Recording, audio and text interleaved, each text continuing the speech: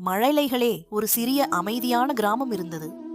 அந்த கிராமத்தில் அருண் மற்றும் கண்ணன் என்ற 2 சிறுவர்கள் வாழ்ந்து வந்தார்கள். அவர்கள் இருவரும் மிகவும் நெருங்கிய நண்பர்கள். ஒவ்வொரு நாளும் ஒன்றாக விளையாடுவார்கள், ஒன்றாக பள்ளிக்குச் செல்வார்கள், எல்லா சந்தோஷங்களையும் பகிர்ந்து கொள்வார்கள். ஒரு நாள் மாலை நேரத்தில் அவர்கள் காட்டின் அருகே மகிழ்ச்சியாக விளையாடிக் கொண்டிருந்தார்கள். மரங்களின் நடுவே காற்று மெதுவாக வீசியது. பறவைகள் இனிமையாக குரல் கொடுத்தன. அந்த நேரத்தில் திடீரென்று ஒரு பெரிய நாய் அவர்களை நோக்கி ஓடி வந்தது. அந்த நாயை கண்டதும் 2 சிறுவர்களுக்கும் பயம் வந்தது. கண்ணன் மிகவும் பயந்து அருகிலிருந்த ஒரு மரத்தில் விரைவாக ஏறிக்கொண்டான். அருண் மட்டும் கீழே நின்றான். அவன் மனதிலும் பயம் இருந்தது. ஆனால் அவன் தன் நண்பனை மட்டும் நினைத்தான்.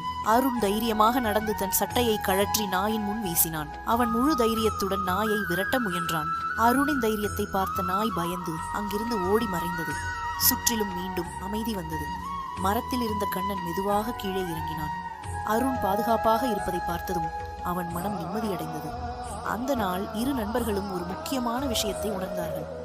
நண்பன் என்பவன் சந்தோஷ நேரத்தில் மட்டுமல்ல, பயம் மற்றும் சிக்கல் நேரத்திலும் நம்மை விட்டு விலகாமல் அருகில் நிற்பவன்தான்.